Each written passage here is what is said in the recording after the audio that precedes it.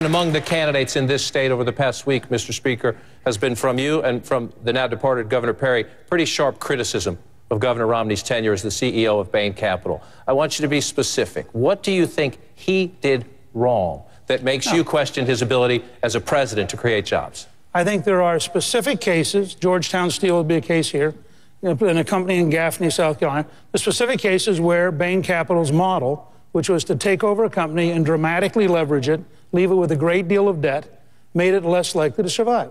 I think the governor ought to explain. It started because he cited his experience as a key part of his preparation for being president. And so I think the underlying model of that kind of investment, which is very different from venture capital, ought to be explained, and those cases ought to be looked at. Well, Governor Romney, let me give you a chance. Explain. Well, I hope I get a chance to talk about the topic you began with. We'll come back to the direct attack from Speaker Gingrich in a moment. So let's go back and talk about, first, what you do to get the economy going. And of course, we've spoken time and again about our tax code that's out of alignment with other nations. We've spoken about the fact that regulation is overwhelming us, that we need to take care of our energy resources and become energy secure. We have to open up markets, and we have to crack down on China when they cheat. But I'd like to talk about something else that President Obama has been doing. He's been practicing crony capitalism. And if you want to get America going again, you've got to stop the spread of crony capitalism. He gives General Motors to the UAW. He takes $500 million and sticks it into Solyndra. He stacks the labor stooges on the NLRB so they can say no to Boeing and take care of their friends in the labor movement.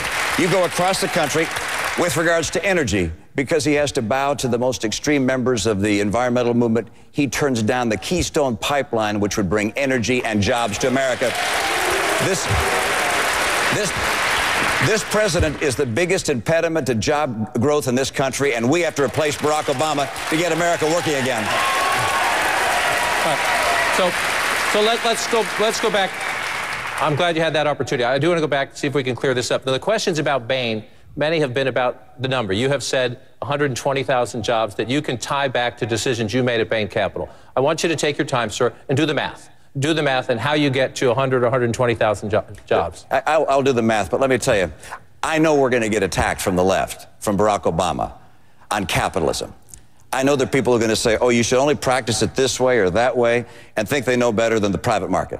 My view is capitalism works. Free enterprise works. And I find it kind of strange on a stage like this with Republicans having to describe how private equity and venture capital work and how they're successful and how they create jobs. But let me tell you that answer. We started a number of businesses. 4 in particular created 120,000 jobs. As of today, we started them years ago. They've grown well beyond the time I was there to 120,000 people that have been employed by those enterprises. There are others we've been with, some of which have lost jobs. People have evaluated that since I ran 4 years ago when I ran for governor. And those that have been documented to have lost jobs lost about 10,000 jobs. So 120,000 less 10 means that we created something over 100,000 jobs. And there's some, by the way, that were businesses we acquired that grew and became more successful, like Domino's Pizza and a company called Dwayne Reed and others. I'm very proud of the fact that throughout my career, I have worked to try and build enterprises, hopefully to return money to investors. There's nothing wrong with profit, by the way. That profit